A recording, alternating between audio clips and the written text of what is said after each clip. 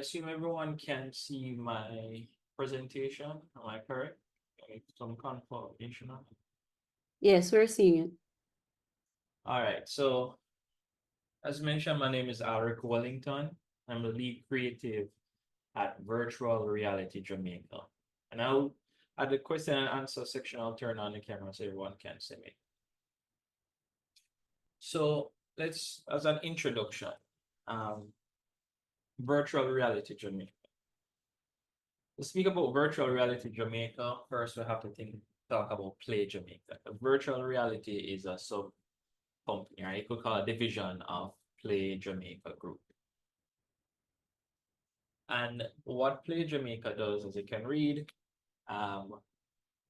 we try to revolutionize Jamaica or push the, I don't know if you've heard the buzz phrase going around, digital transformation, right? So we try to facilitate this digital transformation by leveraging new or developing technologies. So we're able to do that by identifying them as soon as they come up, being early, very early adopters, and then mastering them.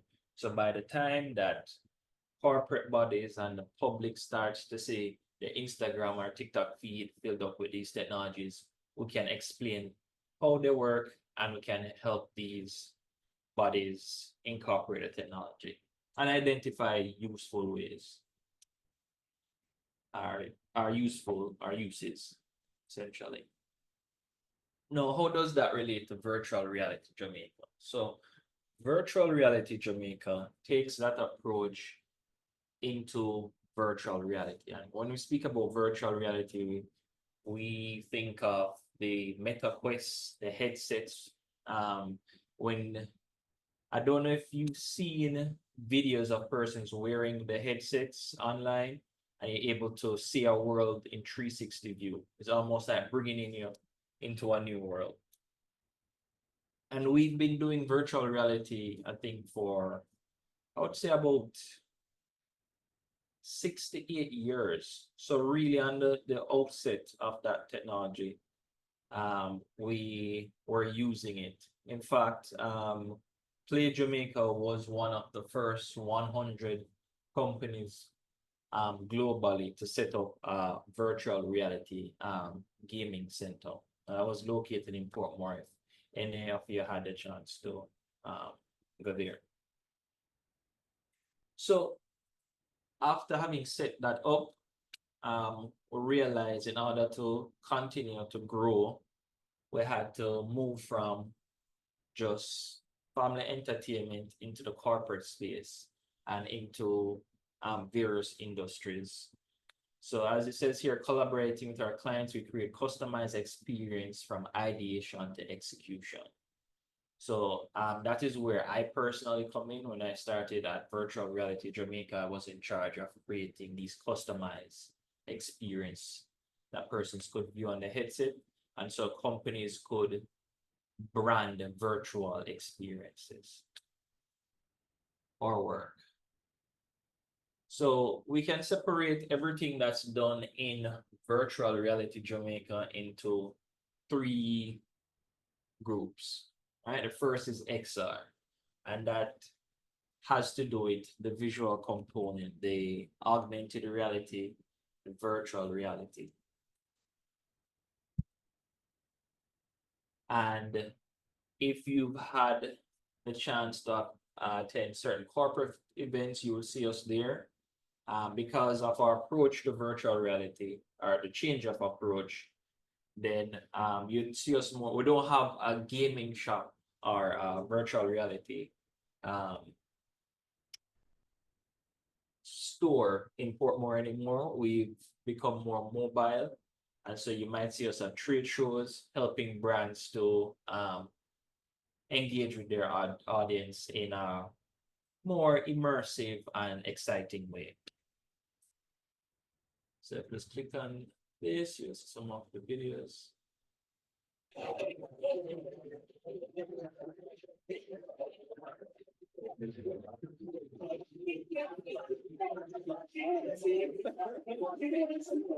All right, so let's pause here. So you can see the range of applications here. We're working with Grace. I think it's a family event or perhaps a corporate event. We have our branded MetaQuest headsets. I think that one is the Quest 2. So that's the latest version of it. In the middle, we worked with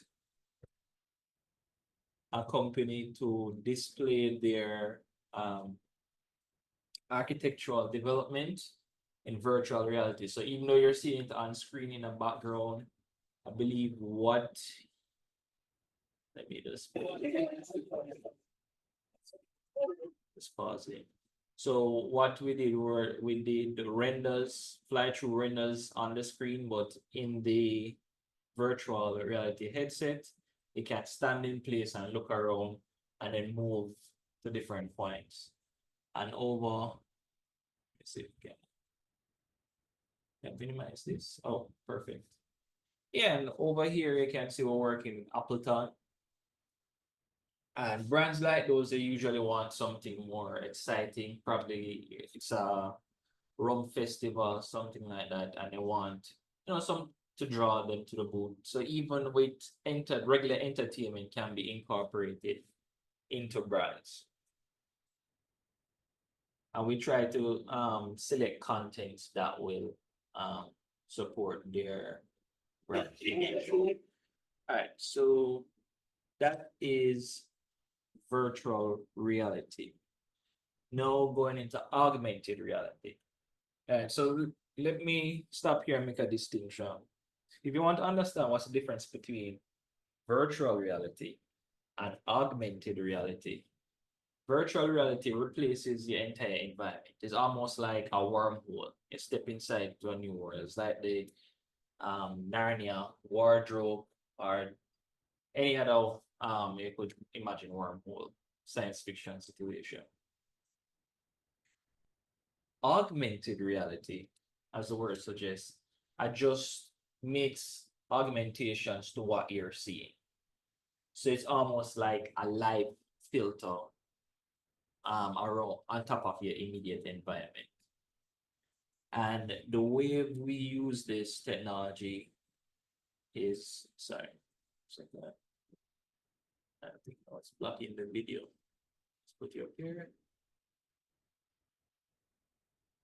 Your own content, from images to audio to 3D and animation. Whether you're creating a virtual art exhibit, fully immersive and interactive stories, creators and businesses. Or no, right? We, for the purpose of the presentation, kind of smash together two different solutions. Let's pause this here.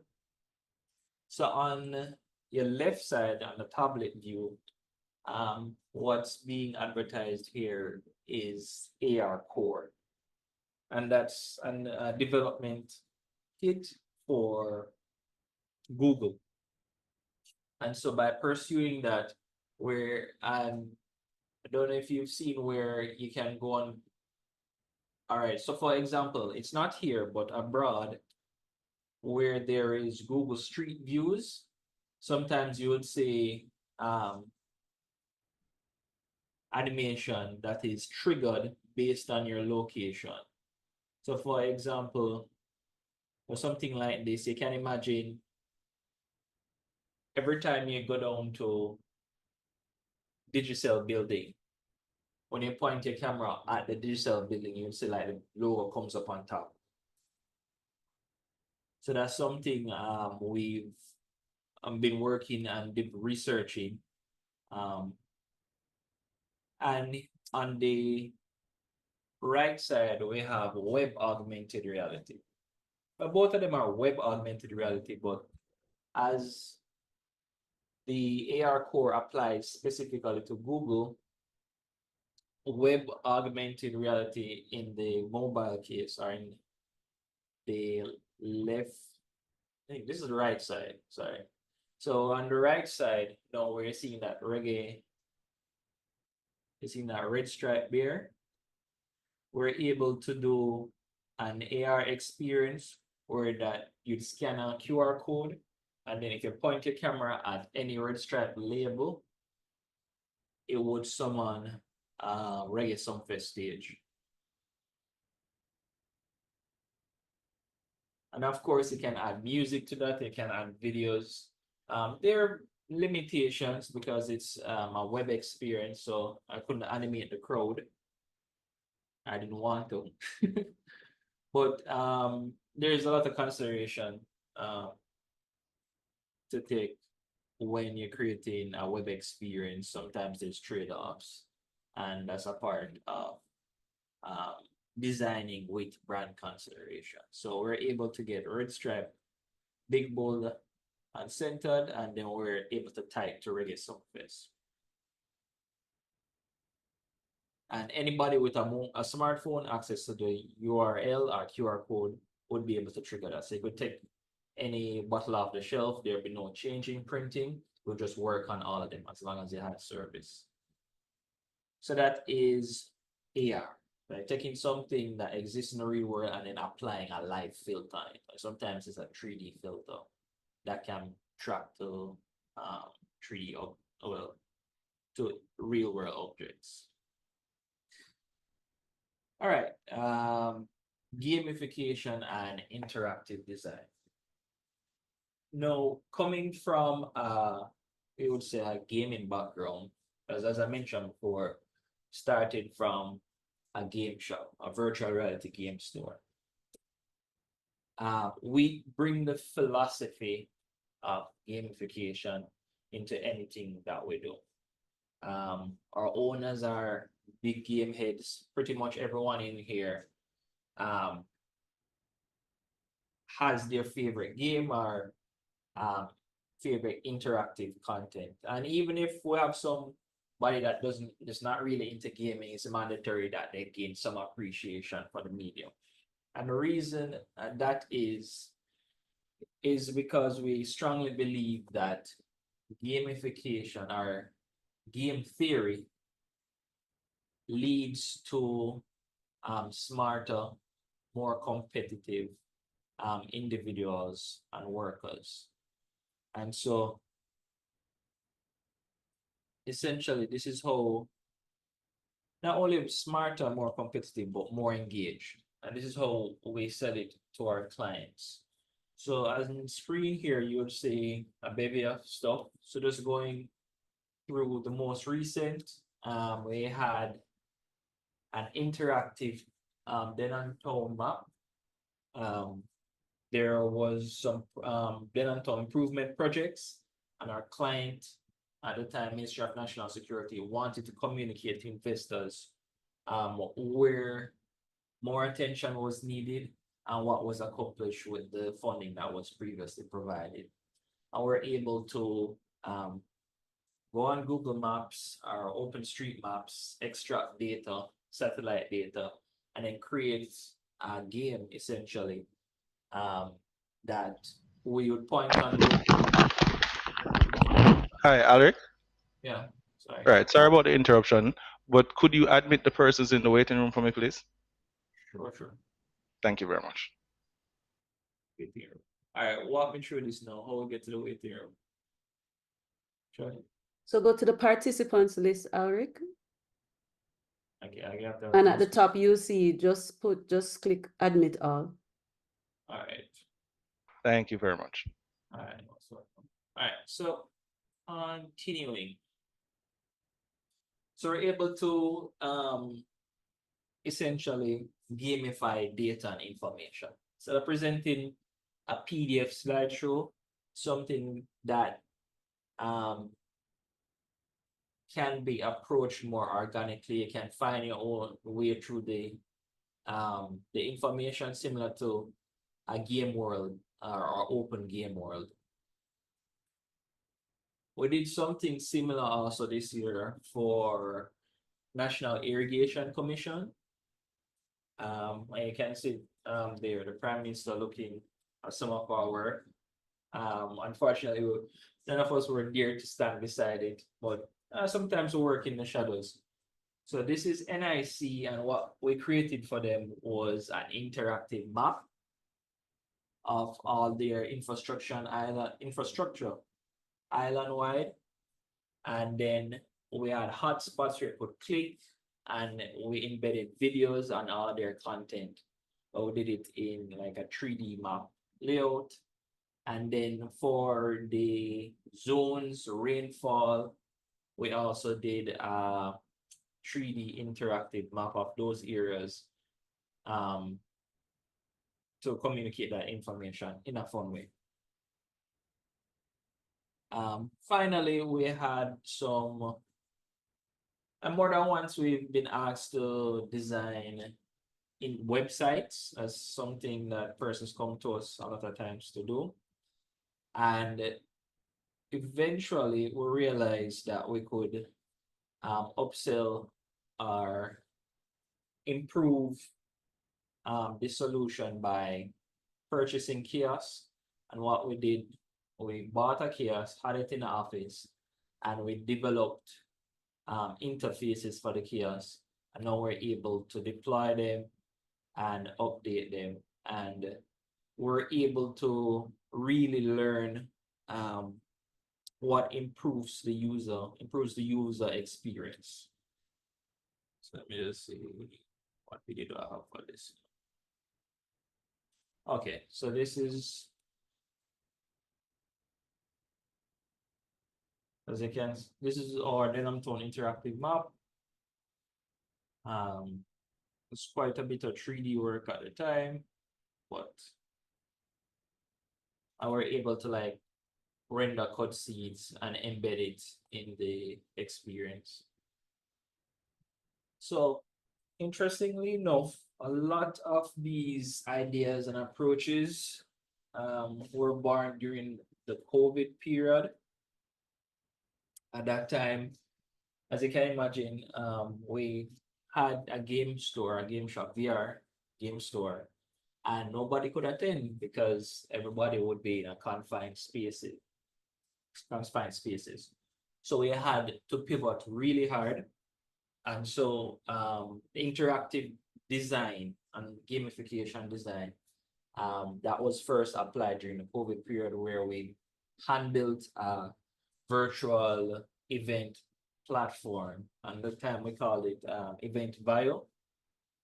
We tried to bring a lot of the real world experience from a trade show into that. So we'd have hubs where you could click on different booths, and then you would have embedded media in the booths and try to render.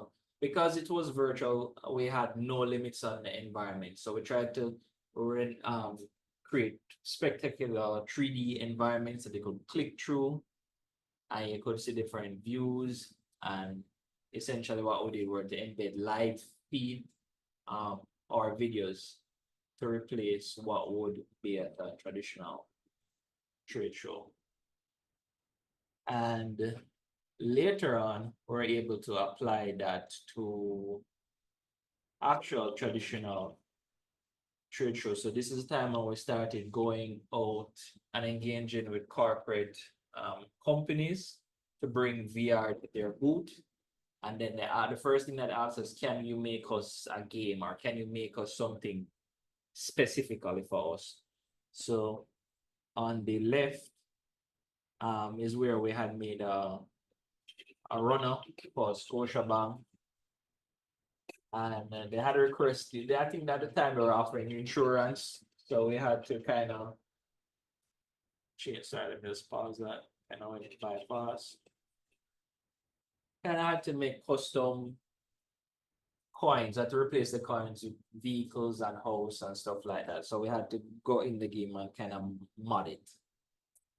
And on the right side, you can see more of our event bio platform, our virtual event platform, what it was like to navigate.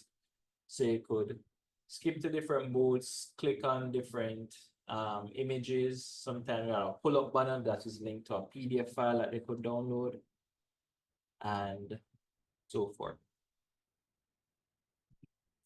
So the final aspect, so we spoke about virtual reality, right? We spoke about interactive design. So the final aspect is more hardware focused. We talk about simulations, right? So our journey on simulation started with vehicle simulations, right? Our founder wanted to build himself a car simulator, and so he reached out to a friend, and they actually built it and programmed it by hand. And that turned out to be another solution for corporate bodies because we realized that with advancement of video games, um, when you can actually get training, real I shouldn't say real, virtual driving experience through these simulators. And so we were able to create a simulator for driving school. And then further down, certain government bodies start reaching us out to us because they had truck drivers to train and they wanted uh a low risk way of training a large body of individuals to drive trucks. And I think we've even gone, in one occasion, gone into flying simulators, right? As preparation for the real thing. So you can see on the left side, sorry, you'll see this driving simulator is located in office, so we can always test new software on it and make updates, research, and just for fun. On the right side is one of our newly built truck driving simulators that we did for, sorry, so that's our in-studio build, and this is a solution that we're able to create. I believe this one was done for the fire service.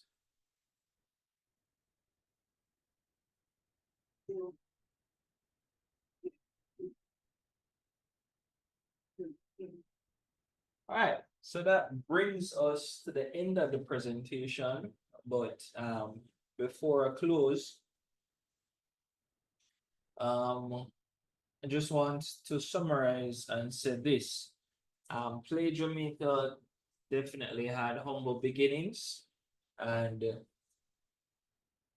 it took a long time and a lot of work and grit to prove to large our clients today, which are government institutions and corporate bodies, that we are to be taken seriously.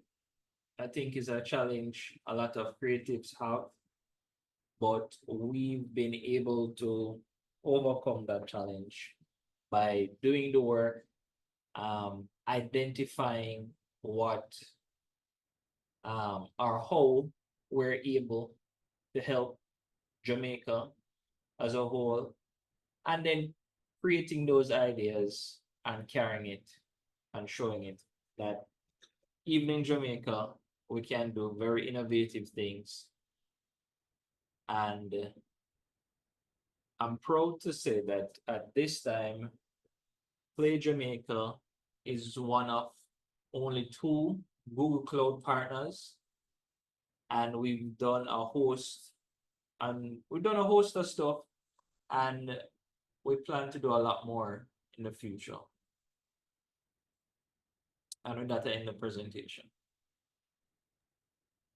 Awesome. Well, thank you for that. And let's give him a round of applause as that was very interesting. And I have a lot of questions about how you got to where you are right now. So we can see where you, as you said, you did a hard pivot because of COVID. You moved from that in-store setting where people were coming to now virtual. So there are some changes that happened there. Now, for the persons who joined us late, we are going to ask that you, for your name, we're going to ask that you change your name to your name, the discipline, and your institution or your affiliation, so that would be the name you do your artwork under.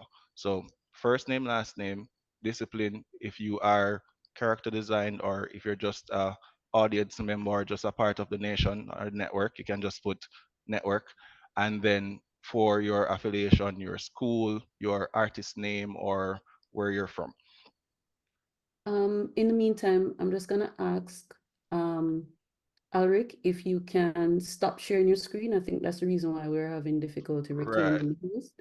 So if you Okay. can stop sharing your screen, and then Jonathan, you should be able to reclaim the host. Okay?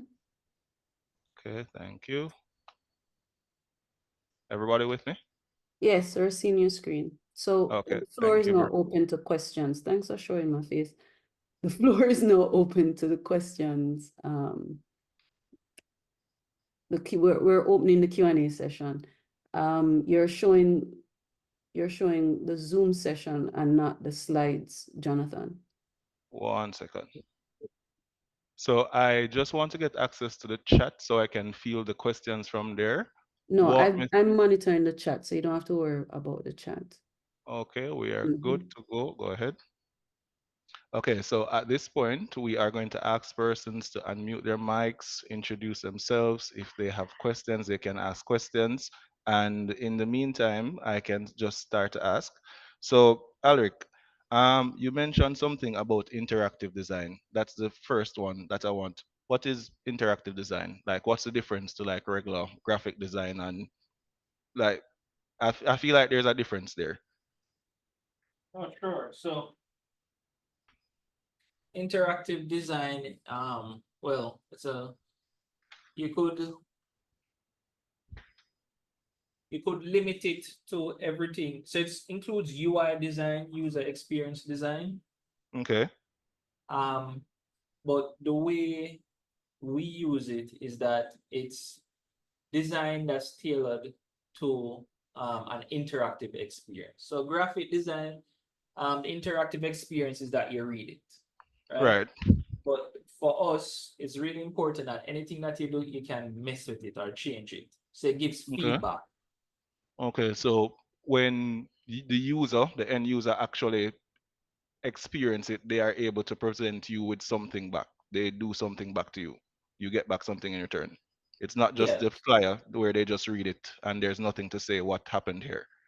exactly. And they can navigate it in their own way. Okay. Yeah.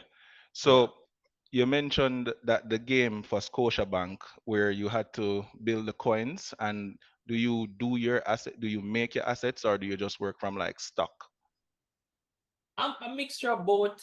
I'd love to say that we made everything from scratch, but usually time doesn't allow us. I think that was done under a month. I remember it's like 2 or 3 weeks Okay, from okay. them asking us, hey, is this possible to having it delivered?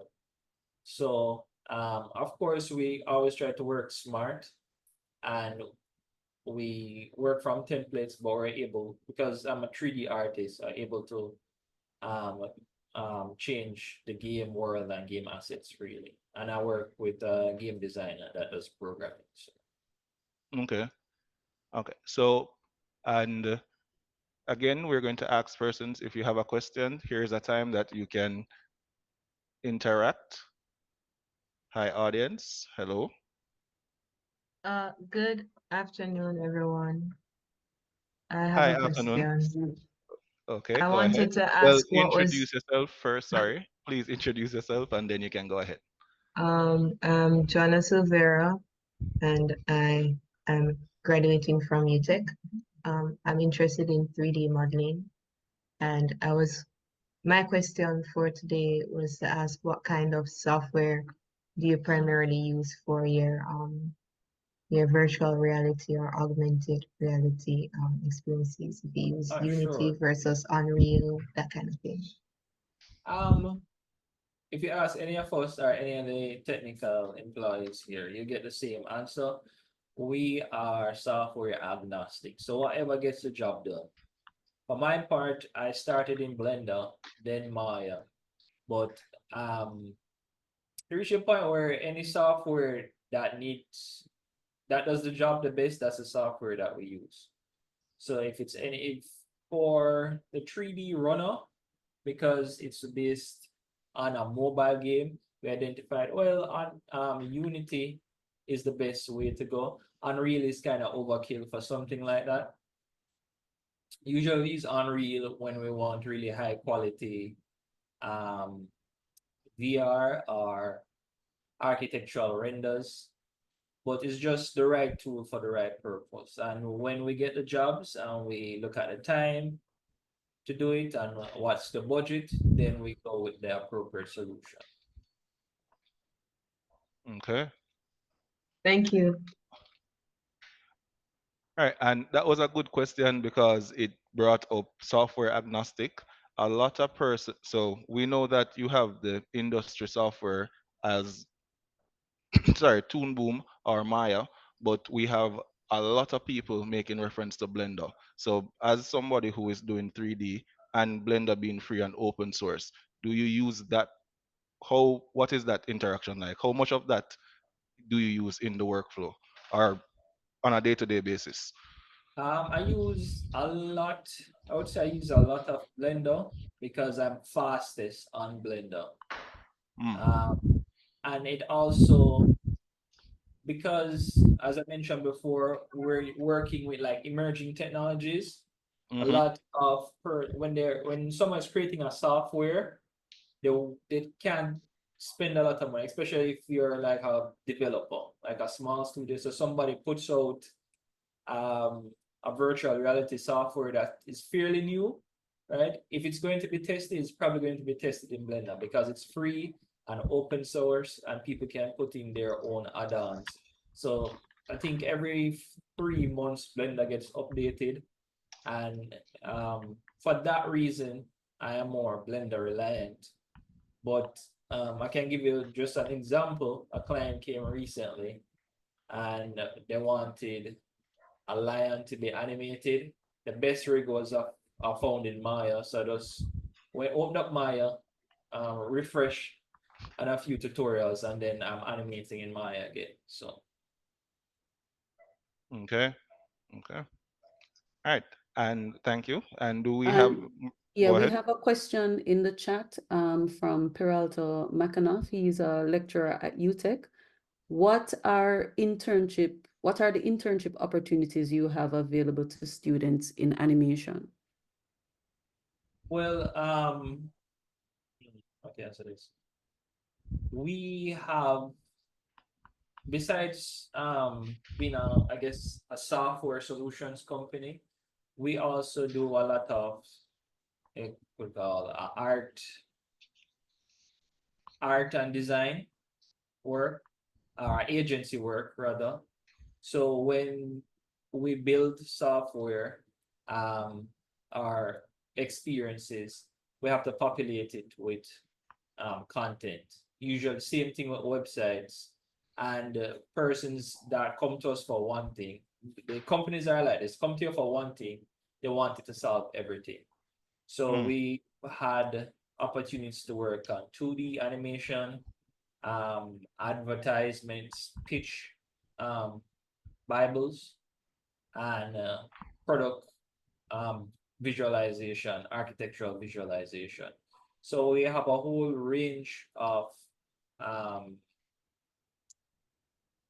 of work that we get, and types of work, creative work that we get, and also what we've been trying to do more recently as a way to advertise our services and establish a brand is that we've gone into creating not instructional but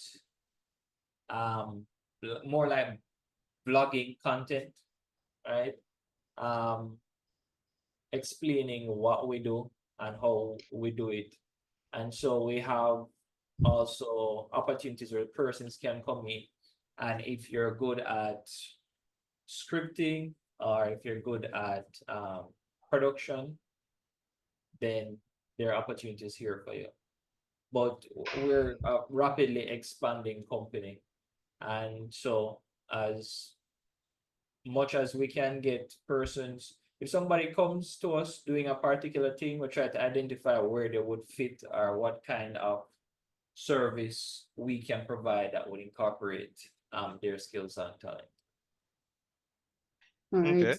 sweet. Thank you, Alric. Another question in the chat from Liana Bernard, and she's an animation student at UTech.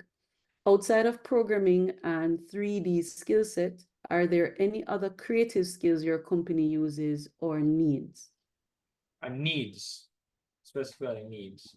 I would say a need is someone that is not only good at animation, illustration, but is good at corporate design or branding.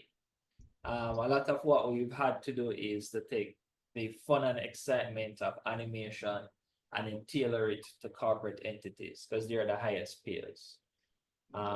So if you have a mind like that, oh, you know, if you've ever gone in a supermarket and you look at the cereal box aisle and you've ever thought, hey, if I could design a character and put on that cereal box, I would kind of fit the brand. If you can think that way and identify opportunities for yourself like that, you fit right there. Okay, awesome. Thank you for that, Alric. Another question in the chat from Kaylana Harvey. She's an animation student at UE. Woohoo! So Kaylana says, good day, my name is Kaylana Harvey. I'm a third-year student from the University of the West Indies. Some questions I have include, so I have lots of questions. We have 3. So I'm gonna take them one at a time. So the first question says, what would an average day of being an intern look like? Good question. Yeah, that's a very good question. Well, we've had an intern. We had one intern for a short time before. So it would essentially look like, based on like your skill set, we'd assign you to a department. We're not large right now, so each department is like 2 or 3 persons.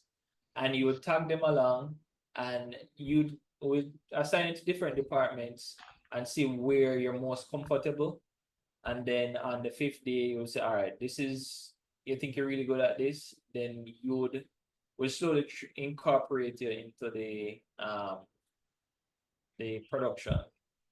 So whether it is carrying equipment, logging stuff, and just creating stylescapes and presentations, concept documents, conceptual presentations, anything like that.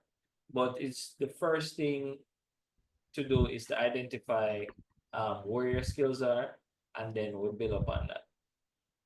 I think just for further clarification, this isn't one of Kaylana's questions, but just for further clarification, is it a case where they report to work for 8 hours? Is it an online experience? Is it work as you go? So like they could be at school in the morning and participating in the evening.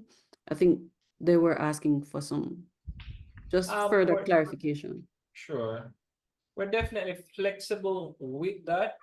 The best experience you can get is in person because we have a whole host of equipment here, and usually, like even for VR, if you don't have a VR headset to test what you're created on, then it's hard to like progressing your skills that way. So we've spent a decent amount just on equipment, and the value comes in being like one of 20 people that knows how this equipment works. So that is where you would get the benefit of an internship. What is it like to fly a DJI drone? What is it like to work on a simulator? How does the software respond? So it's hard to get the benefit of a lot of those things if you work remotely, where we're just sending some digital stuff to design or to look at. But we're open to anything, but the best experience you can get is in person. I agree with you, Alric. Thank you for that. Okay, so Kaylana's second question also coincides with another question from an artist that goes under the name Black Ritter. And it's about if you pay interns, is it an unpaid internship? Maybe that's not a question for you, Alric, but Yeah, I do think. Well, I one can say second. this. So, Sorry, I can say this. And this ties back to the schedule. So, I kind of started, I would call it informally. So when I started working here, I was working here probably weekends, and then I had another job, right? A lot of it is based on projects. If you've worked on a project, right, they helped us deliver a project, then you will get paid for your work, right? If it's more like just for coming in and experiencing stuff, I can't really say, but I know that if you've contributed in any way to the completion of a project, you will not go without pay. all right. Thank you for that, Alric. And then the last question but from Kaylana. before you move on, Yes, as this Jonathan. is a very important area. So, depending on the role that the person is filling, once it qualifies as on-the-job training, there is a program by Heart Trust NTA called GWEP, and we are in process to where we can facilitate the internship process there. So they do have a stipend amount that they will cover for the persons going through the training, and from there that gives you a cash amount. But there's also the wealth of knowledge that comes from being in an innovative space. So a lot of the things that they're doing in that room is not being done anywhere else. They're first to do it.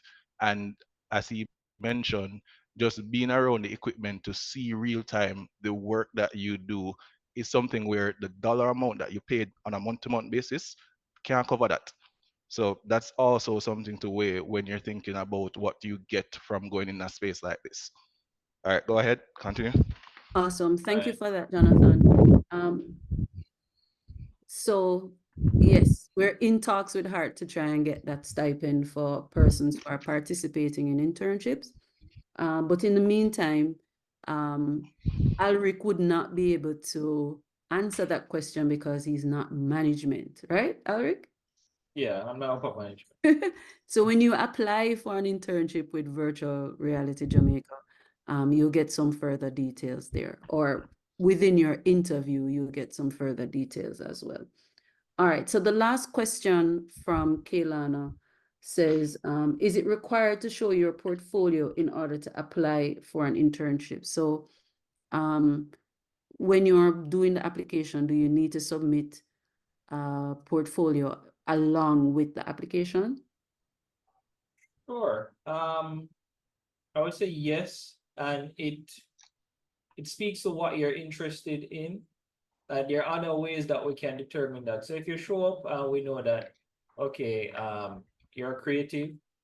We'd have to go through the process of saying, all right, the process I mentioned before, with peer you with each department, see where you're strong, what you're interested in. Probably try to kind of suss out your interest through the interview. But if you come wanting to the animation, I expect to see some work. So it doesn't have to be big, it just has to show me what you want to do. Got So you. please don't go spend like 2 o'clock in the morning trying to put like your perfect portfolio together. I know it. I've been there. We don't need it. You're going to take us all of. You're going to step my employer all of 5 minutes to look through it. I may spend a bit longer. As long as we know what you want to do, just include it in a cloud folder. Thank you, Alric. Okay, it seems everybody wants to use me to ask the question. Nobody wants to open their mic and ask. So I'll continue the questions I'm seeing. There's a question here from Jamie Crooks, who is a motion graphics artist and animator from HCIT, and HCIT is out of Montego Bay. And so the question is specifically for Play Jamaica, which is your parent company. So I'm hoping you'll be able to answer, Alric. If somebody wants to work at Play Jamaica. Where is it located? And are there any internships available for Play Jamaica? And is it remote or in person? All right.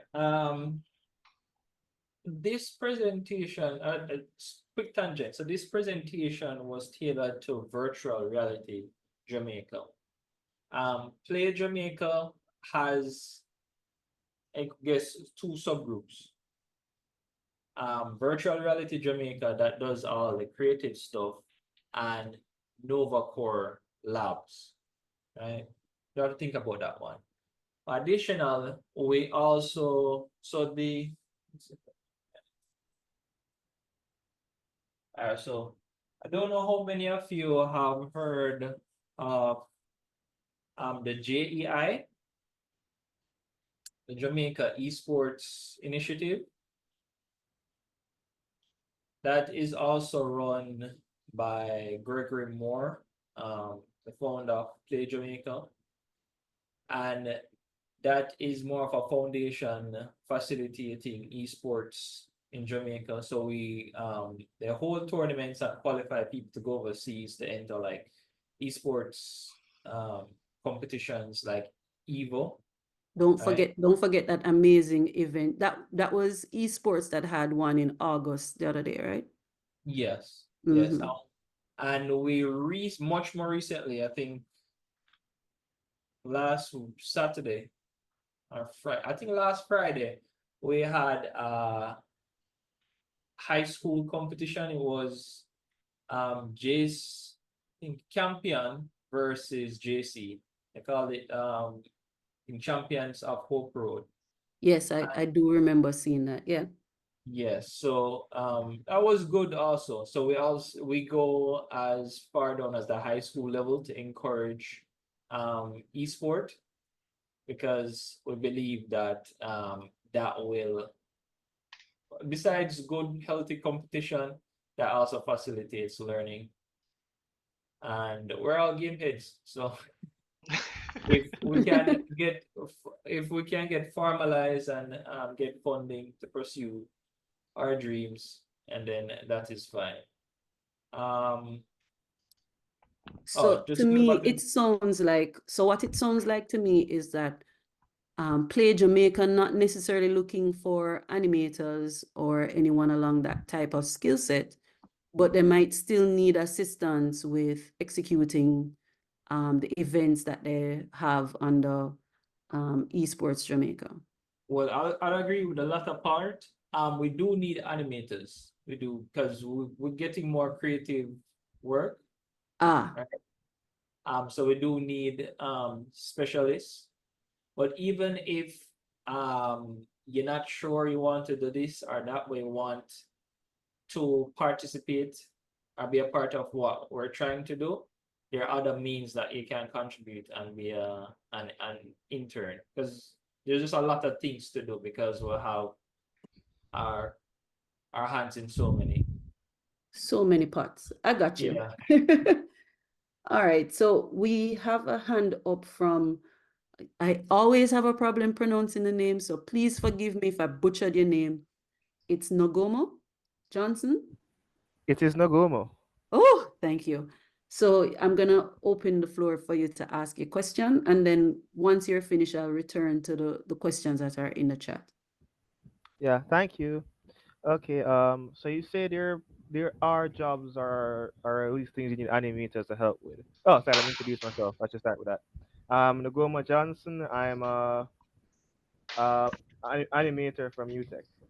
Um, so my question is, what part of the animation program, what part of the 2D animation pipeline do you need help with specifically?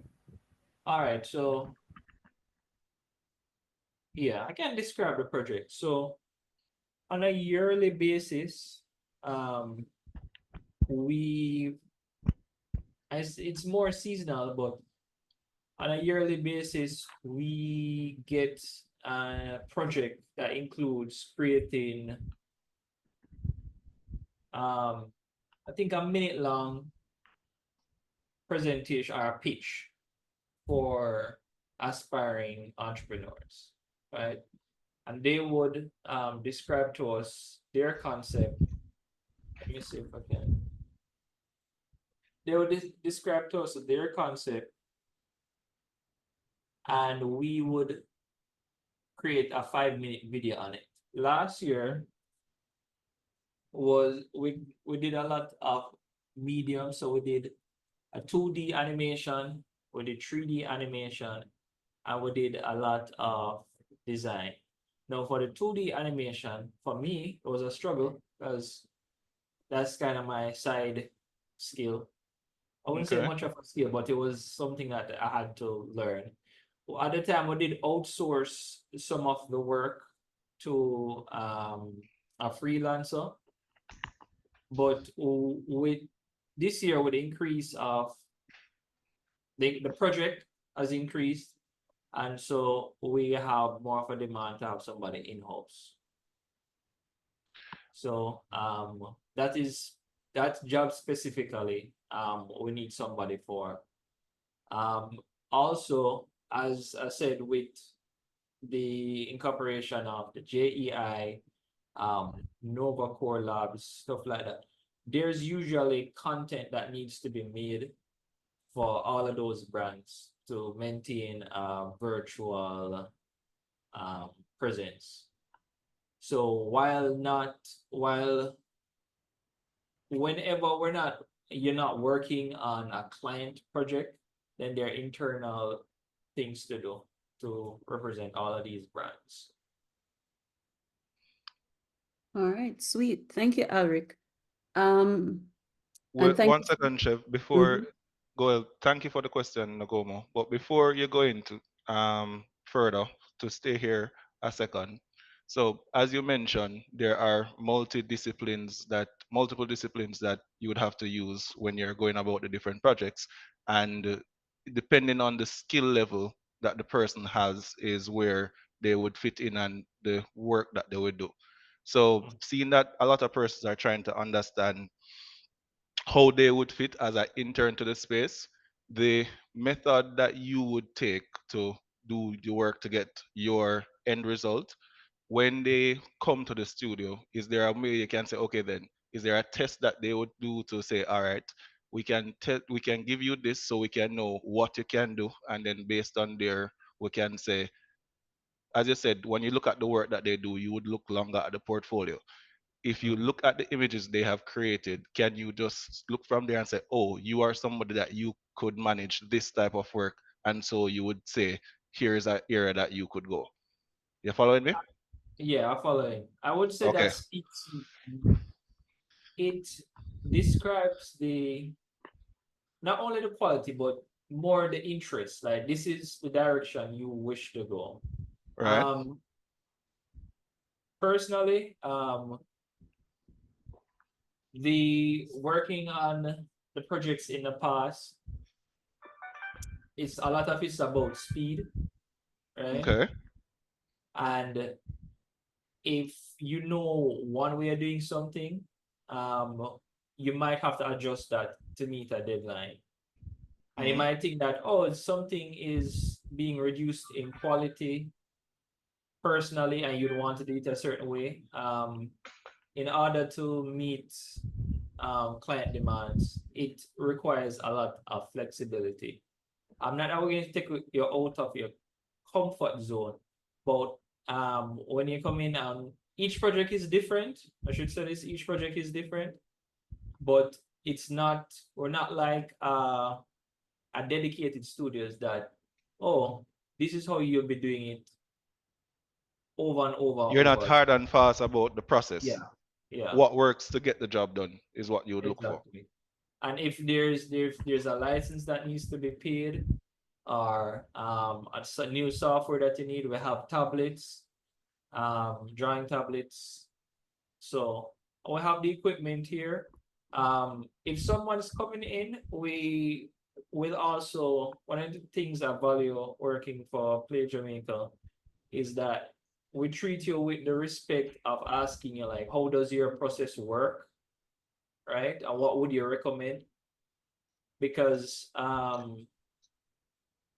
dealing with corporate clients, I think it's very important to acknowledge that when it comes to animation or creative stuff, you are the expert, right? So especially in Jamaica, if you have the idea that you're going to work for a company, if you work for, I think it was, I saw an ad for JDF, they wanted a 3D animator, right? I was thinking to myself, like, does JDF know how to manage a creative team, right? So in that case, you would have to. It's sometimes difficult to go into a company that's used to managing corporate employees, right? And then they try to take that management style and apply it to you, and it's very different creatively. Sometimes if something is not working, you just have to ask the client for more time, right? And so when we get somebody to a creative working here, we ask them, all right, how does this work? What we ask them, how long would take to do something, and then our salespersons would speak to the client on your behalf, and they'll defend you, right? Okay. Yeah. All right. So I don't want to go down a tangent. Chevenese? Yes, thank you again, Alric, and thank you for that question, Nogomo, and for adding to that, Jonathan. So from the chat, we have Jordan Parks, and he says, good afternoon. My name is Jordan Parks. I'm an animation student at Heart. Is it better to sign up with Heart or with you guys? And I'm gonna direct that question to Jonathan, because Jonathan is the one that has been having conversation with Heart in regards to their procedure in regards to internships. Okay, thank you. So you would send the information to us, and then we would facilitate what happens between you and Virtual Reality Jamaica or you and Heart. So while you are a student there, you applying for the on-the-job training, it doesn't matter if you went to the school or not. So if you go to UE, UTech, any one of the institutions, you're still fine. But because this is a part of the initiative that we're trying to get done, we would be the one facilitating that happen. So the information we're going to send out what we're going to ask for you to hand in, and then we will deal with that on the back. Okay, awesome. Thank you for that, Jonathan. Okay. There's a question, I don't know if it's Davia or Davia Henningham. She's a visual development student at UTech. The question is, what is the likelihood that interns transition from full-time to transition into full-time employees? And that's for you, Alric. Have you, well, you said that you started out on weekends, so did that happen to you? Yeah. And I use that scenario to answer the question. It depends upon you as much as it depends on us, right? So not only but I think most of the technical or creative staff started out as interns. And at the end of the day, you can negotiate what your rate would be, what you need to earn working here. And that's really a negotiation between you and my employer, right? But every person as an intern, you'd be able to transition to working full-time. It's just based on the projects and based on what you're willing to work for. So that's a negotiation. It's not as if we're going to have elimination. We take everybody if we could, just based on the projects. Understood. Thank you for that, Alric. Okay, so Kaylana Harvey, animation student from UA, has some additional questions, and I'm gonna I'm gonna give you her second question first, and then because the first one is a little bit more complicated. So, second question says, what is the duration of the internship? Do you have an idea? Because you keep saying project to project, but is there like a minimum lasting project, or what's your shortest project you've ever worked on, or your longest project you've ever worked on? Longest project would be 2 months, shortest project would be 2 weeks. Got you. All right. So the next question that Kaylana had asked, so has your company ever collaborated with companies overseas? And if it has, is it a case where you guys flew there, or was it like a virtual interaction? What if it happened, what exactly happened with that collaboration? Or have you had clients from I'm not sure how much overseas? I can speak to that. Yes, we've Ah, collaborated with companies overseas. My boss flies out every other month. So that, and not only that, combined with the esports initiative, sometimes they fly over for competitions. So yeah, we speak to overseas companies to okay, I can say this. So we've spoken to overseas companies that have interest in the region, right? And they're looking for representatives in the region. But most of our work is concentrate on local solutions. So we really want to, I guess, be nation builders. So.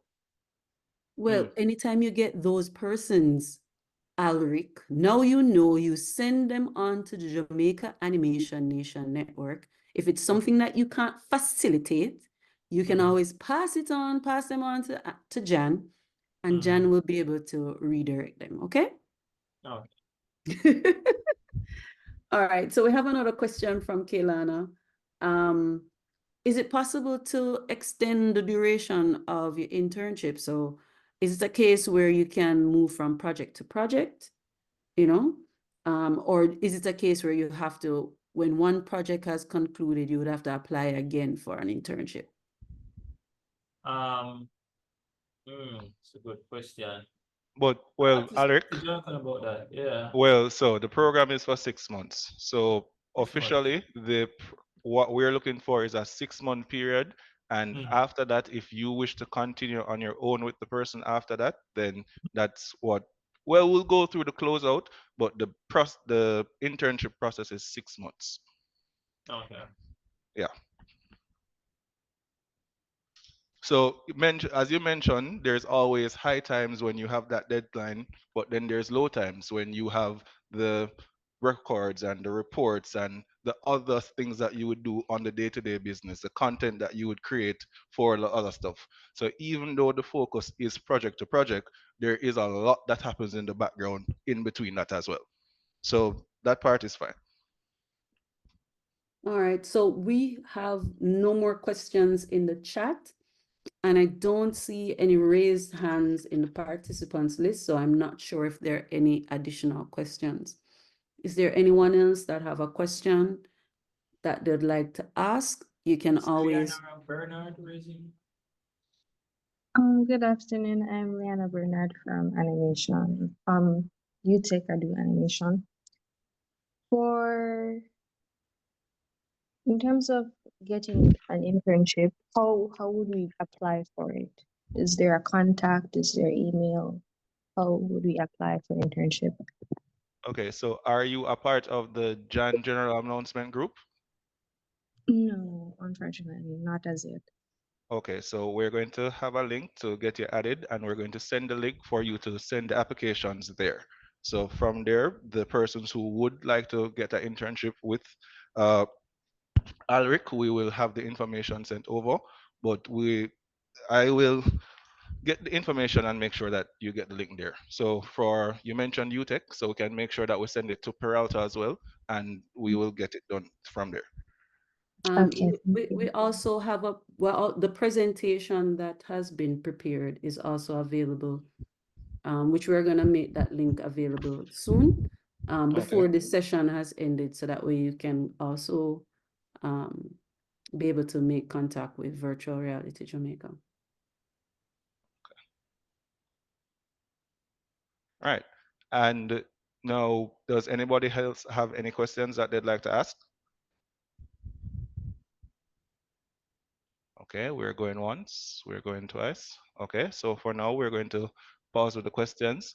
And as mentioned, we are going to discuss a little about JANN, and we are going to have the networking session after. So from there, we can talk and get to know each other better.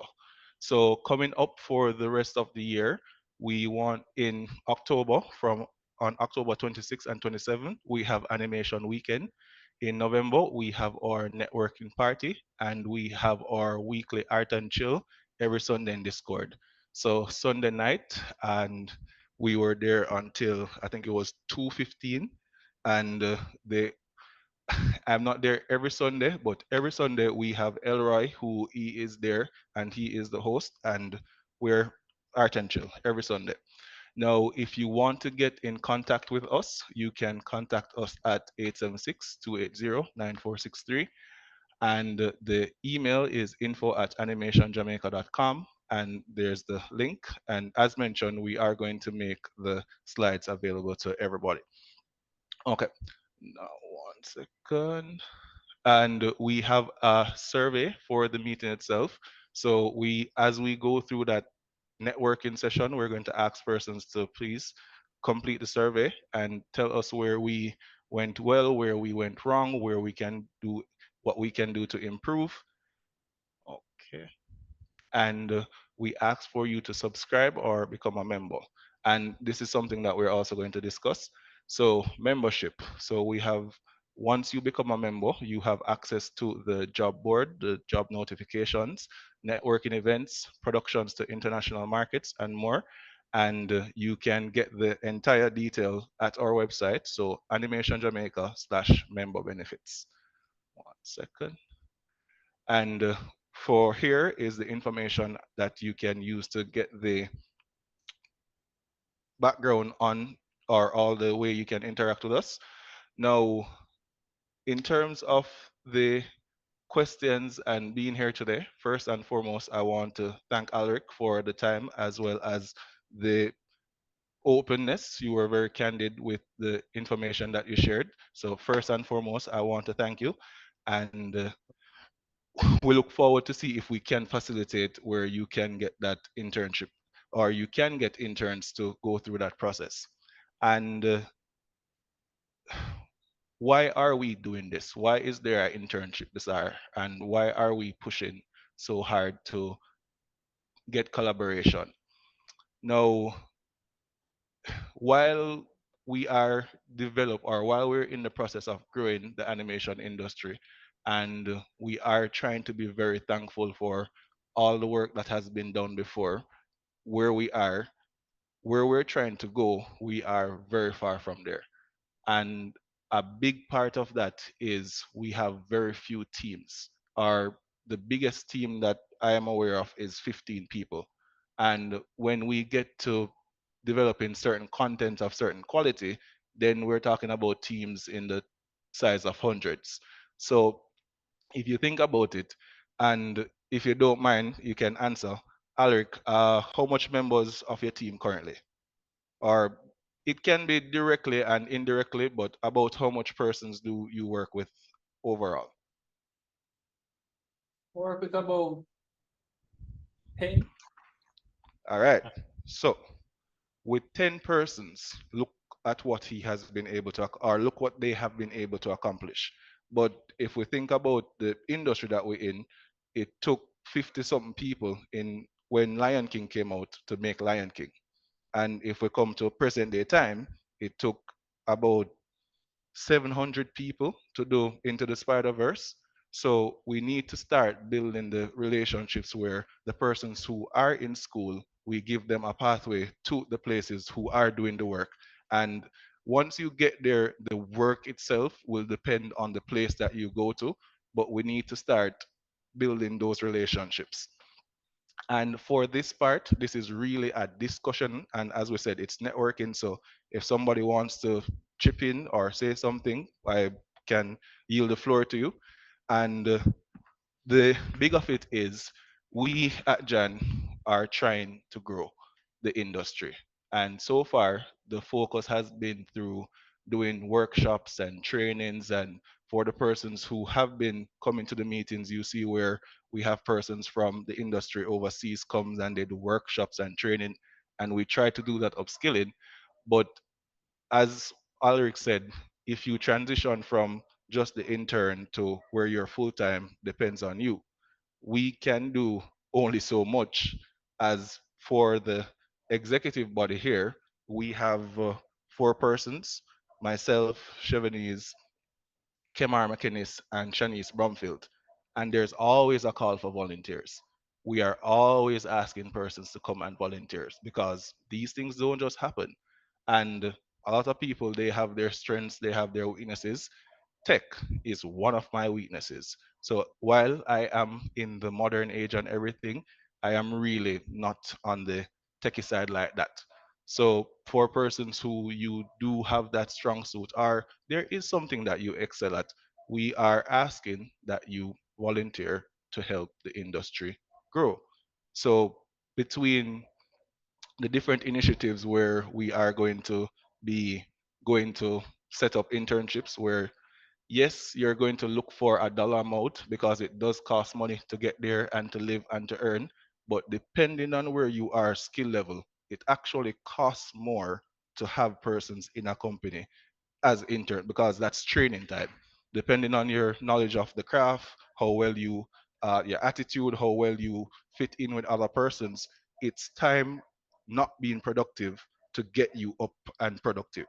And then once you are productive, it's then do you know where to find everything? How well can you integrate? How well can you learn?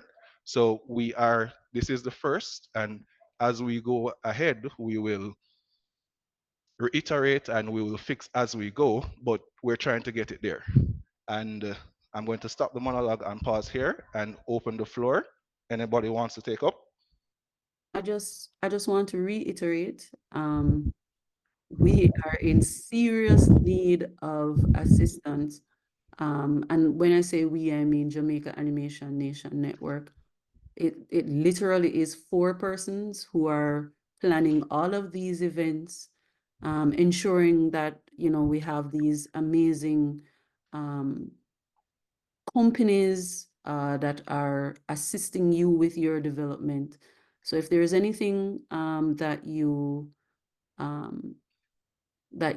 anything that you're good at, it doesn't matter, even if it's just assisting us with sending out emails, it would be greatly appreciated, so that we can push forward to ensure that the industry grows. So next month, as Jonathan had mentioned earlier in his presentation, we have Animation Weekend coming up, and we're going to have speakers from the States, from Africa, from, All right. from around the world, from Jamaica as well, of course, speaking about the animation industry. Again, it's 4 persons that have been responsible for all of those activities and getting all of those speakers.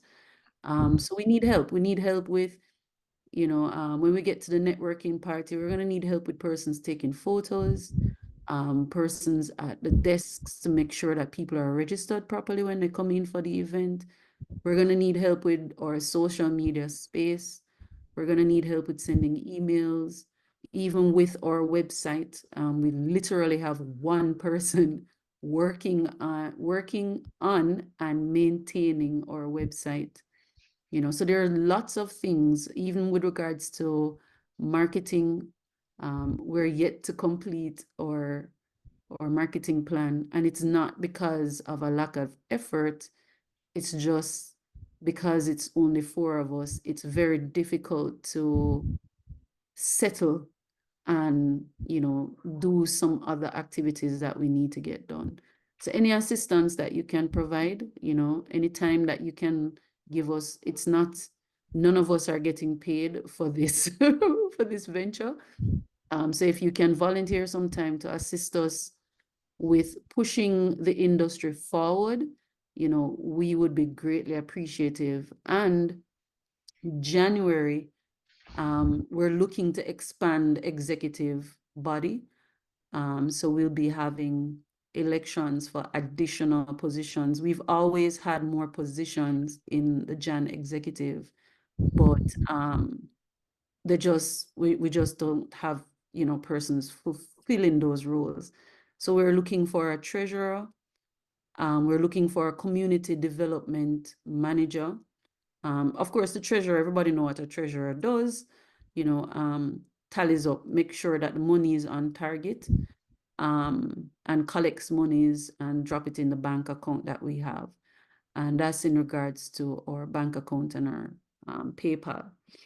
And then we need a community development manager. That person assists us with, or persons, right? Because we can have more than one, we can have a treasurer and an assistant treasurer. We can have more than one community development managers for the different spaces that we have. So for instance, I know some of you young people don't go to Facebook anymore, but we still have a Facebook group.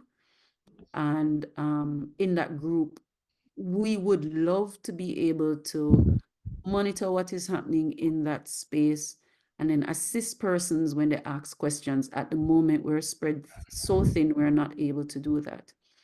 We have an Instagram account. We have a LinkedIn page. We have different spaces. And again, we don't have enough bodies to monitor those spaces. So community development managers are needed. We need persons in marketing. So at the moment, I stepped up from being the marketing manager to vice president. So at the moment, that position is also vacant. And the marketing manager prepares the marketing strategy and guides the communication as to how we are supposed to create our communication. And then the last position that I can remember at the moment is someone in branding. So we need someone to help us with crafting the flyers, or persons. Again, it doesn't have to be one person. We could have a branding manager and assistant branding manager, or many assistant branding managers. And that person would create, or persons would create flyers, videos, audio, you know, what we need to ensure that we're communicating who we are. So January. So if you're interested, let's start thinking about the future.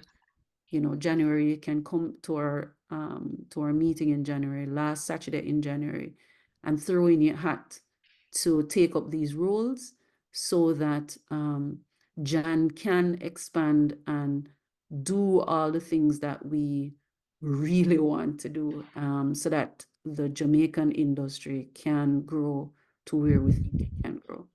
All right, that's it from me. Chat too much, sorry. Anybody else have any questions or any statements that they want to? All right, so I'm going to give back the floor, and I'm going to go. But as Chev mentioned, just to give some context as well, I started Cravia in 2017, and we did content creation. So we did branding work, websites. As Alric mentioned, you can't really pick a specialty because it's the work that is available that you really need to make sure that you get done. In 2019, I decided that I can't just be all over the place like that. I'm going to do animation. And when I made that decision, I knew nothing about the industry. I never know one animator. I never know a studio. I didn't know any of the programs. And I started to search, and I found JANN. And then when I joined in 2019, since that time, I think my very first meeting was Melissa Lynn. She is in Canada, and she was talking about what it's like to work in the industry there as opposed to working in Jamaica. And across the time that I've been here, I have met and interacted with animators from different parishes, the different studios, the different things. And when I first joined the executive body, my first role was community development manager. So I didn't, as I mentioned, tech is not my area. So I focus more on what happens in like reality. So I go to spaces. So a lot of persons who know me, they know me from actually showing up to their school or going to a meeting and seeing me somewhere. And over the time that we have been here and we have been talking about how we grow the industry, my message has not changed. We can't do everything by ourselves. And everybody have them idea that they want to come to reality, but everybody don't have the resources for bring them idea to reality. And then when there are initiatives to bring their idea to reality, people don't want to make adjustments to do what they need to do to get it. And the message don't change. Yes, we don't have the tech. Yes, we don't have the support or we don't have the infrastructure. But with what we have, what can we do? With the persons who are here and the things that they're trying, how can I be of help? It not make no sense. There's this picture of a person starving, and if they would only just use their hand to feed somebody else, everybody could have eat, but nobody never want to do that. Everybody just a try to feed themselves. Nobody never want to stretch out and feed somebody else. And the work that we do and the reason why we're here and doing all of this is so we can feed everybody else. Right now, you don't make money from just straight animation, just like that. There are different things that come through the door.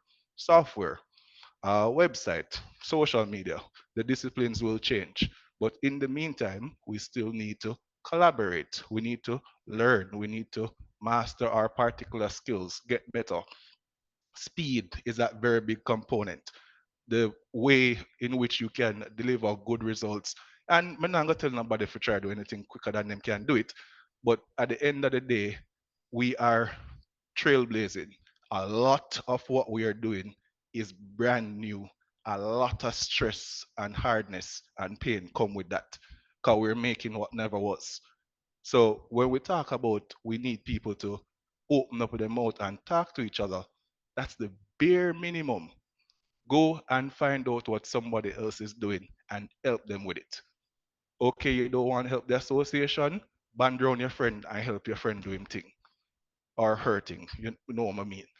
But again, floor is open and persons, more than likely, if we saw each other, you would have heard me ask you, what is it that you want from JANN? What is it that you look and expect from the association? And a lot of times I don't get an answer, but the thing that I hear the most is we want, or the way I'm going to say it is, we want an environment in which we can work as artists. So we want to be able to do our art and get money from it while living some type of good life in Jamaica. I it where I do. I it where I work, but we need people for the way them I do to, for them part as well. Uh, floor open again. Go ahead. Hello again. Is it a case where you would need to be a JAN member in order to volunteer in it? Be a volunteer for a position Chevanese. as Yes, Well, yes, we Chevanese better than. recommend, Okay, yes, go we ahead. recommend that you are a JAN member before you volunteer for any other committees.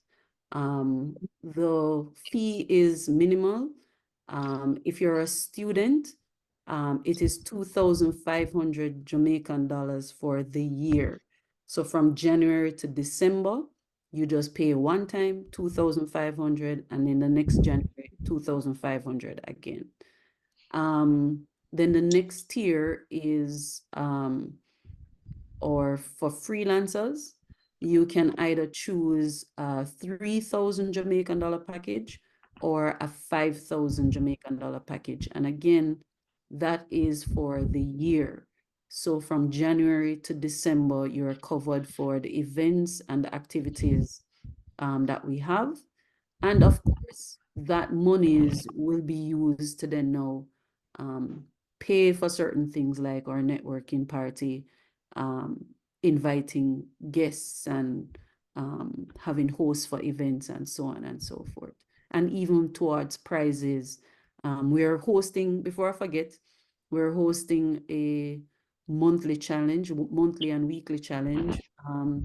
And on our website, you'll see that we're counting down to the next monthly challenge.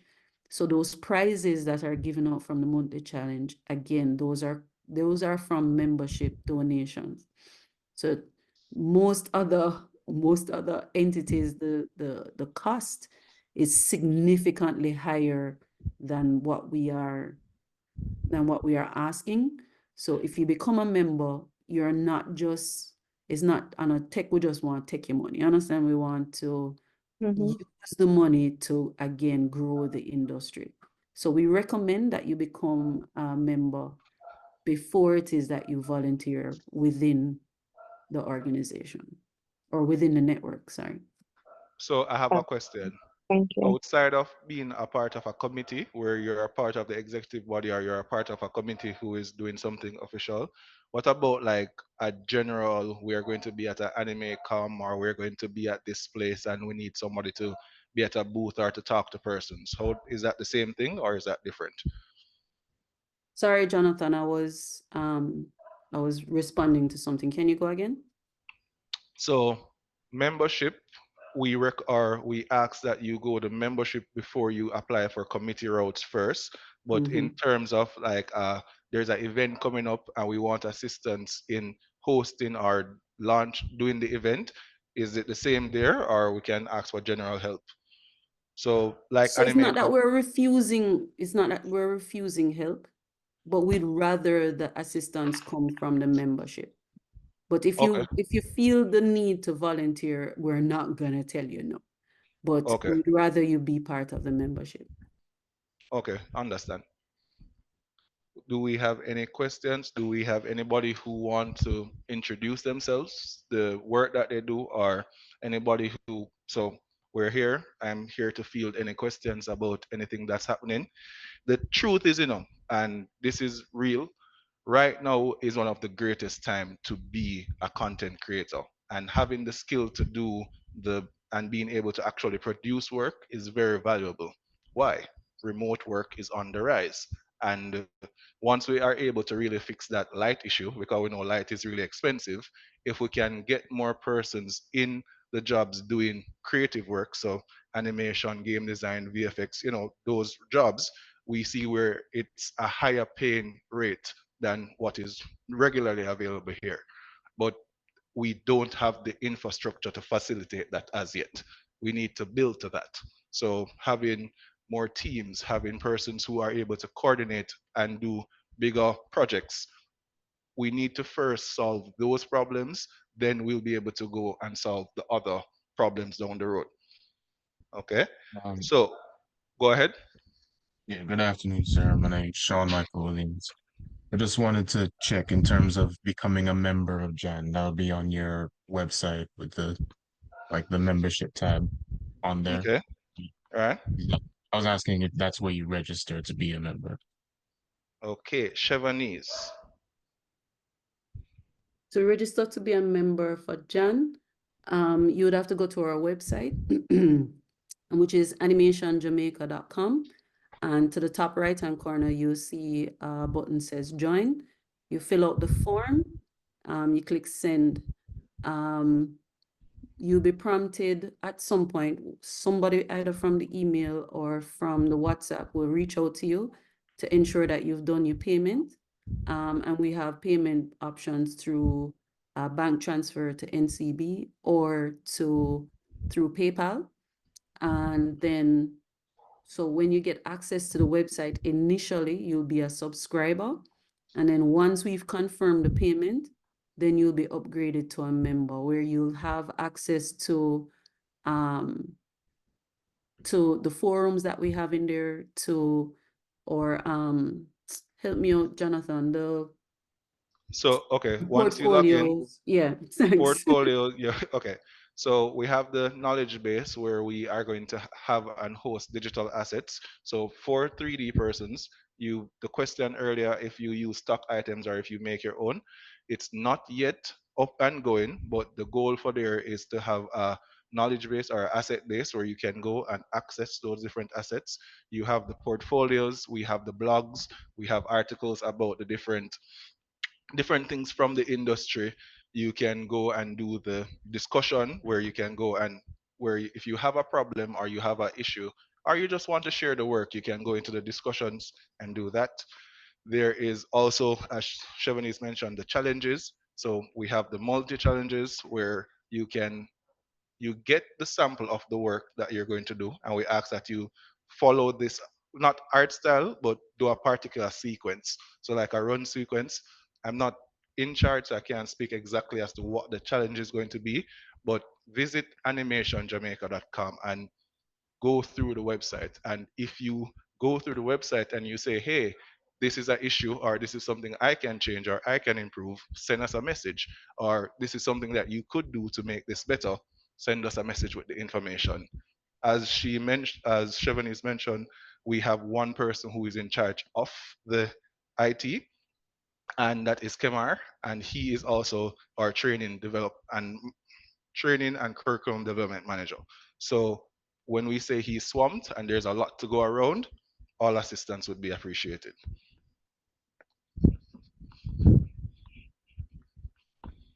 All right, thank you, sir. And remind me your name again, please.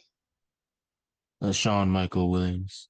Yeah, Okay, I cannot forget his name. I have another student from out of Sean Michael VTDI Williams. that was Okay. Sean Michael Watson. So it's just too close. I can't forget your name, Sean Michael. Yeah. Okay. Sorry. All So right. there was So another question in the chat. My apologies. I've been doing so much stuff at the same time. I forgot. Sorry about that. So Shani, well, before that, Jordan is asking, I'll answer your question in regards to the positions in the chat, Jordan, forgive me. All right, so Shani, from an animation student from UTech, is asking for the internship. Does VRJ offer training, or is this training only available through Heart? And well, I think we already had spoken about how long that it lasts, which would have been 6 months. So that's our first question. I'm gonna put the question to Alric, if he can respond to that. Does VRJ offer training while during the internship? I wouldn't say formally, but yeah, we do offer training. I would be the trainer. So yeah, if you don't know how to do something, I'll show you. If not, I can always show you a video. To tell the truth, my work experience has been just continual learning. mm, So That's usually most, at least in my experience, that has been what a work environment is. You sink or you swim, you know. yeah, You have to figure it out. Somebody will maybe point you in the direction as to how, yes, or at least the starting point as to how to get it done. But at some point, you'd have to figure it out. I yeah, don't know if that helps you, Shani. The second statement is not really a question. I thought it was a question. She's just interested in expanding her skill set. So that it was just reaffirming her interest in getting training at your company, Alric. interesting thing. I'm not going to say where we are exactly, but we are at UTech. okay. So, I invite you, Chevanese, Jonathan, and I think I've invited Kemar before, so they can come same time to come and check out our office. All right, sweet. Definitely, I'll be there. For the rest of you, I'm gonna figure it out. Okay. I like it. I think I have All an idea where. Go on, Jonathan. Well, so what we're going to do is we were going to give a final call for questions, but sorry to cut you interrupt. Go ahead.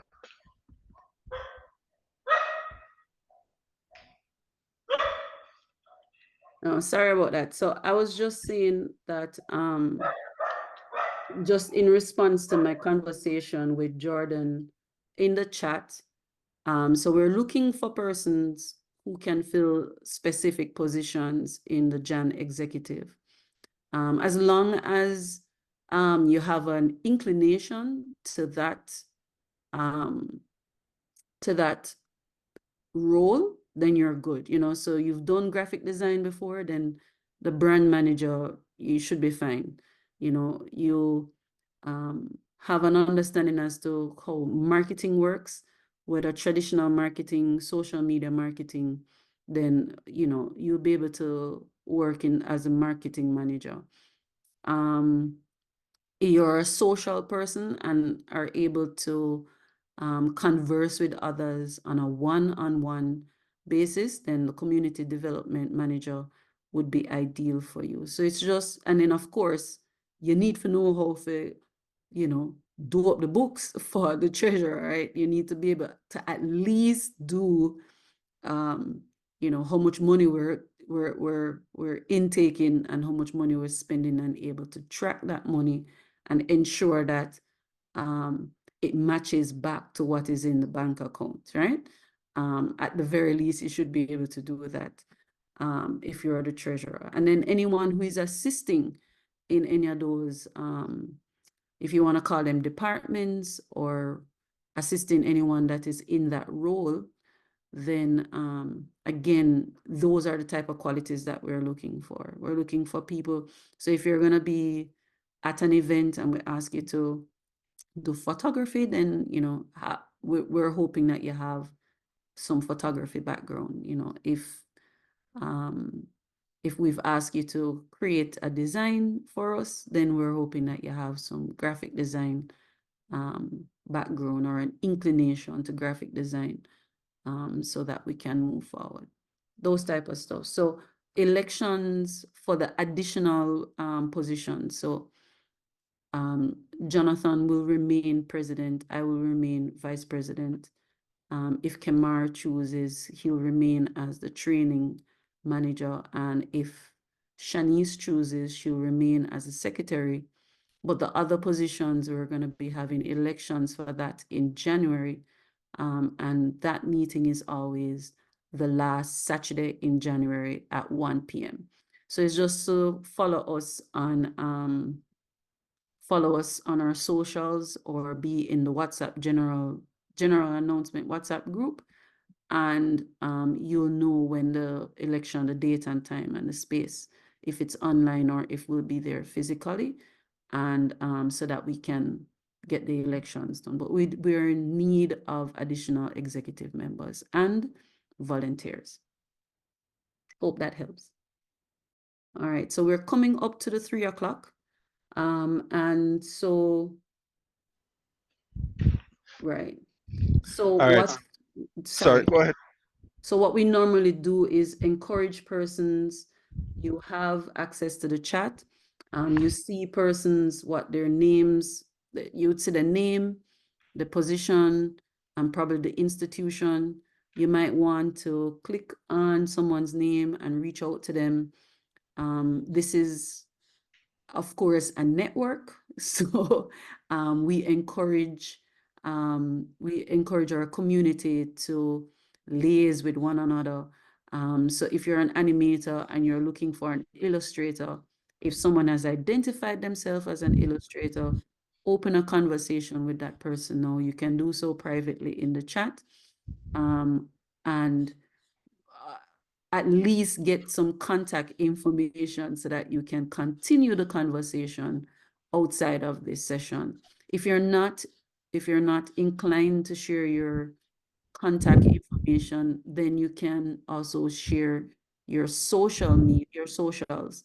And then again, all of the socials facilitate some kind of communication. You can use the socials to communicate with one another. All right. That's it from me. Right. So I was saying Manly Wisdom has a question or has a hand raised. Yes, good afternoon. I'm Manly Wisdom, animation student at UTech. My question is not so much geared towards me, it's Jan as a whole. So the Jamaica Animation Network, I was wondering what at the onset, at the birth, what was the goal for Jan? Was it to be a community of artists? Was it animation centric to make feature films or short films to get them out there? What was the goal behind the inception of Jan? I Okay. know I'm gonna be the one. Jonathan is gonna say, Chevy, take that one. So I'm just gonna jump in. Thank you for that question, Manley. So I wasn't around during the inception, but I have hung out with Kevin long enough to know the story. So Kevin is our previous president, right? Kevin Jackson. And so Jan started out as the Facebook group.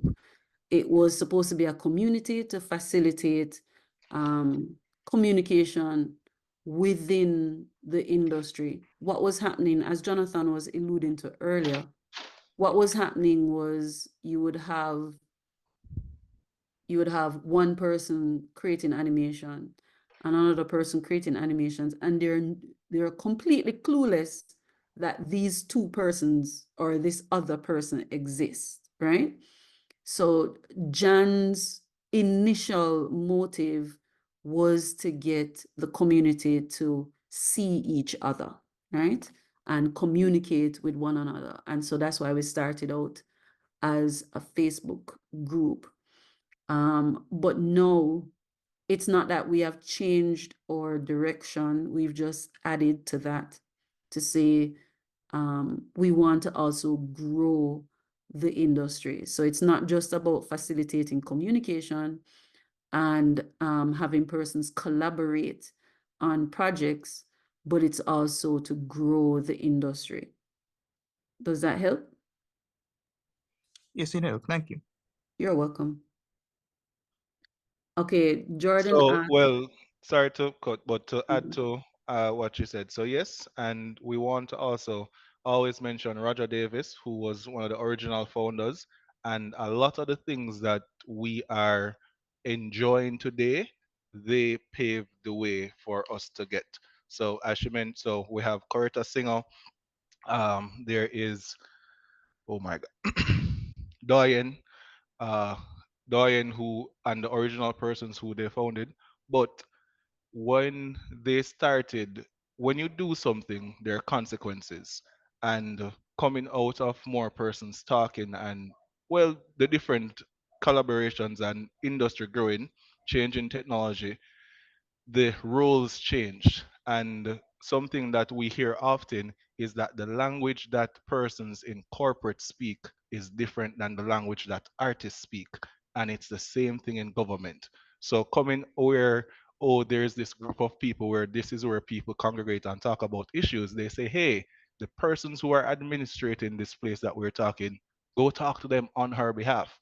And then you think about it, you do want to have somebody in the room who is going to advocate on your behalf. Because as we mentioned, there are no where because persons are looking for places to do co-productions, they're looking for places to offshore their work, and they're looking into Jamaica, and Jamaica is looking to develop animation. These policies and these things that are going to govern how we work, we want to have a seat at that table when we're saying, oh no, this doesn't actually work and we need this to happen. So right now, it does look like we are the interface between government or corporate associations and the artists, but probably down the road when the industry is more mature, that will change or it will inevitably change. But right now, as we mentioned, or from a core belief is we want persons to know what else is going on out there and we want them to work together because there's unity in numbers and you know them say divide and conquer and no man is an island, no man stands alone if we don't actually come together and work together. Yeah. But just to add to the answer to your question. Right. So if you haven't started as yet, I recommend that you start reaching out. Just go through the participants list No one is going to be speaking. We can stop the recording now, Jonathan, and by 3 o'clock, we'll end the session. So just go through the participants list, see if there's someone that you need to, reach out to, want to learn more about.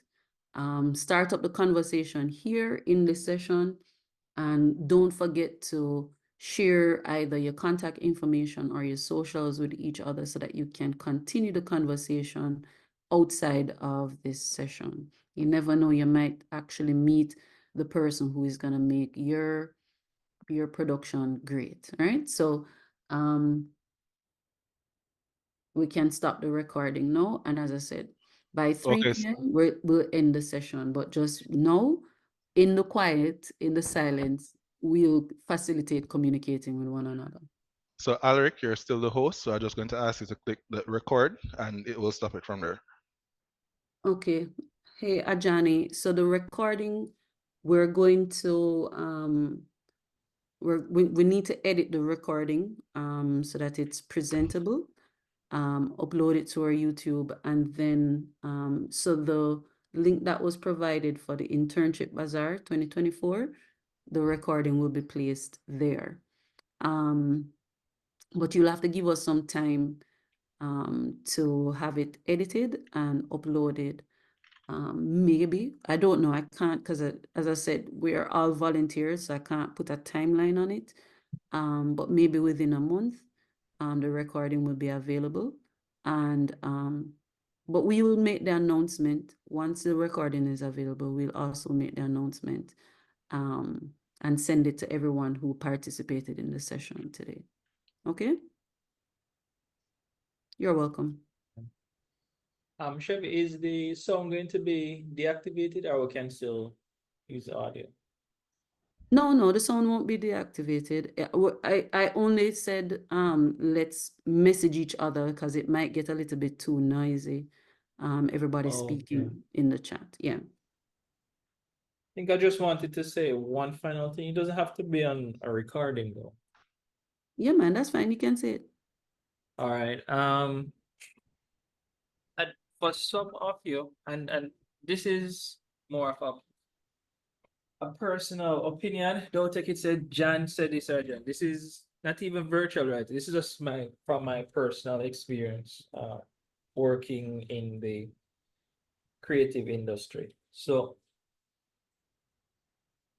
some of you that haven't worked in a creative job before, and you might be wondering what that experience is like. Well, right now you're learning animation, probably you're doing a creative bachelor's, fine arts. Working is completely different, and it took me quite an adjustment in thinking for it to stop being, I would say, painful.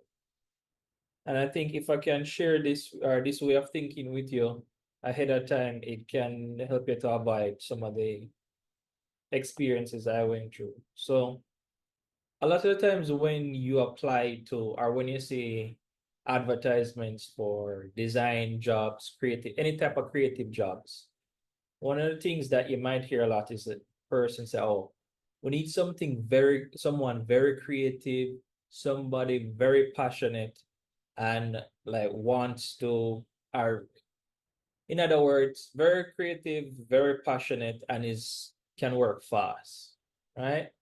If you translate those things, they all mean that they can do a lot of work very quickly. And even to speak to just the point that I think Jonathan mentioned, where corporate and creatives communicate and think very differently. When I've worked as a 3D event renderer, I've worked out as a graphic artist. I've worked, with the exception of probably video editing, I've worked in most creative roles.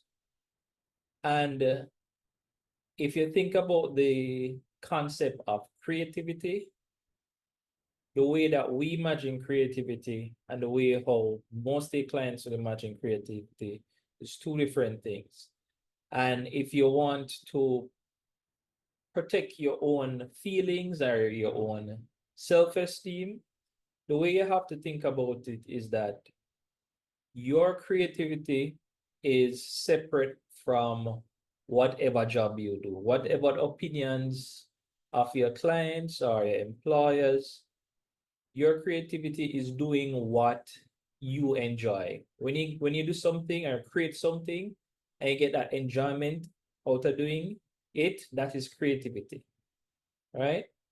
Like if you went in an interview and somebody asks, "Are you like a very creative person?" I could fold a paper plane and give them, and I wouldn't be wrong, right? Because that is a creative expression. Now, when you're doing a job, here's how you can think about it to basically translate your idea of creativity to what clients are looking for. And this can be a challenge, especially when you work for clients that are themselves creative. It can actually be worse working for other creative people and trying to adapt their ideas. You can look at it like this. When someone asks you to be creative or unique or create something out of the box, right? You set specific rules. First thing, you have to know to understand your client. What do they like? When somebody asks you to be creative, what they're asking you is create something that they would like, which is a little bit different from what they usually say.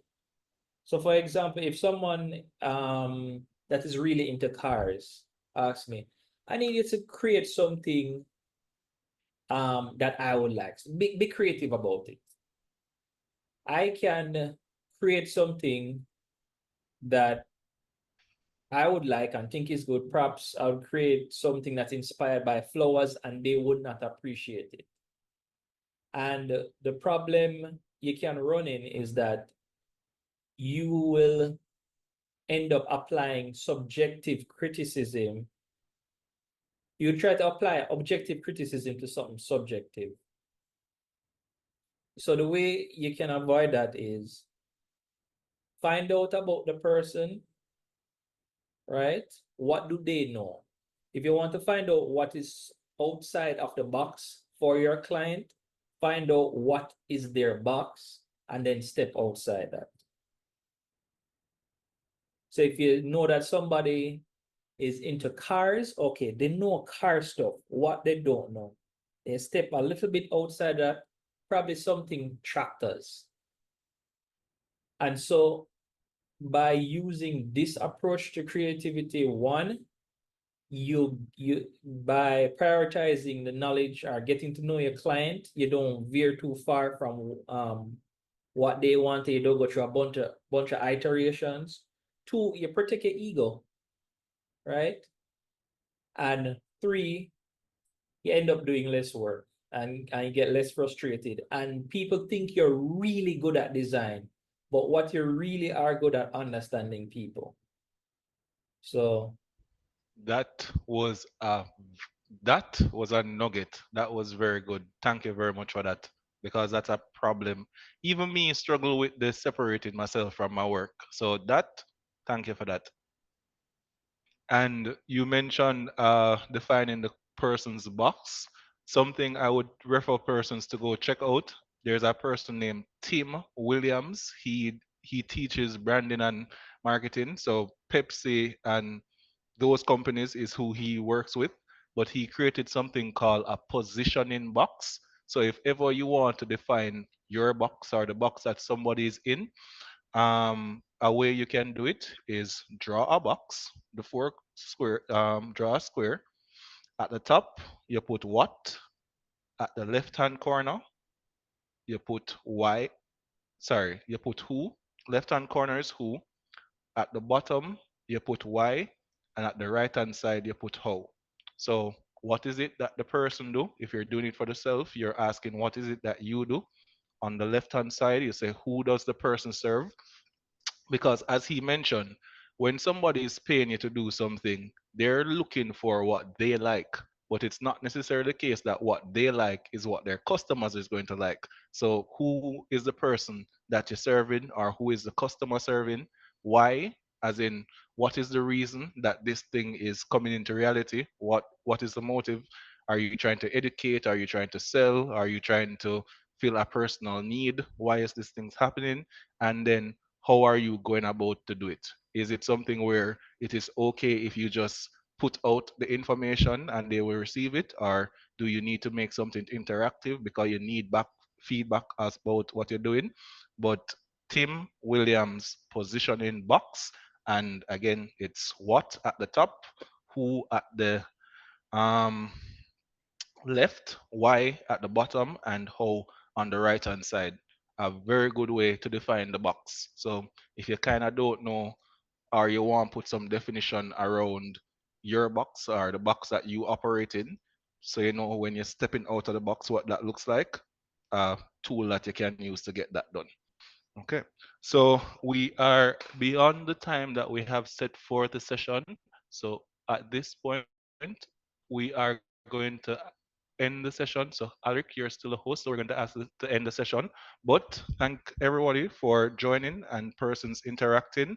We will have the information updated to the different areas. So from our Instagram to the WhatsApp group, and from there we will, if you do want to have an internship with Virtual Reality JA, just submit the information. But we are in the work to see what other opportunities we can establish.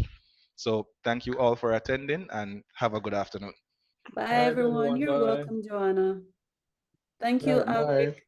Take All care.